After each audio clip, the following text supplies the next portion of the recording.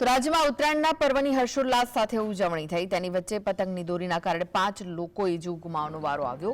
અનેક લોકોના ગળા કપાતા સારવાર માટે ખસેડવાની ફરજ પડી। 108 સેવાને 4947 ઇમરજન્સી કોલ મળ્યા। અમદાવાદમાં ઉત્તરાયણના દિવસે 37 લોકો દોરીથી ઈજા થઈ, જેમાંથી 34 દર્દીઓને સારવાર બાદ ડિસ્ચાર્જ કર્યા।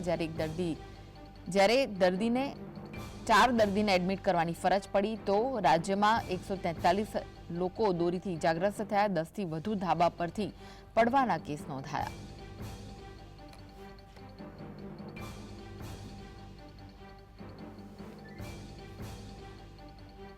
તો આ વિશે વધુ માહિતી માટે જોડાઈ ગયા છે સંવાદદાતા જતીન। ઉત્તરાયણનો પર્વ મનાવવામાં આવી રહ્યો છે, વાસી ઉત્તરાયણ છે, ત્યારે ધાબા પરથી પડી જવાના અને દોરી વાગવાના અનેક કિસ્સા સામે આવ્યા છે। શું વિગતો છે?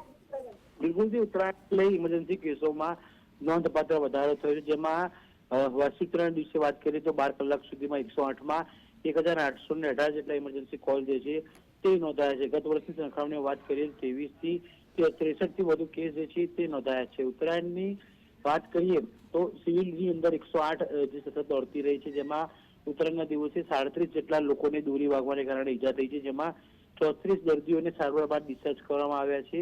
જ્યારે 4 દર્દીઓની હાલત ગંભીર હોવાને કારણે તેમને એડમિટ કરવામાં આવ્યા છે। રાજ્યની અંદર 143 લોકોને દોરીથી ઇજાગ્રસ્ત જે છે તે થયા છે। 10 થી વધુ લોકો ધાબા પરથી પડી જવાના કારણે કેસ જે છે તે નોંધાયા છે। અને ગઈકાલની રોજ વાત કરીએ તો 108 દ્વારા સમગ્ર દિવસ દરમિયાન 4947 જેટલા કોલ જે છે તે મળ્યા હતા। આને લઈ 108 અને સિવિલ હોસ્પિટલ તંત્ર સજ્જ જોવા મળી રહ્યું છે।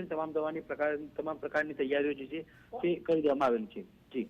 જી, આભાર માહિતી આપવા માટે।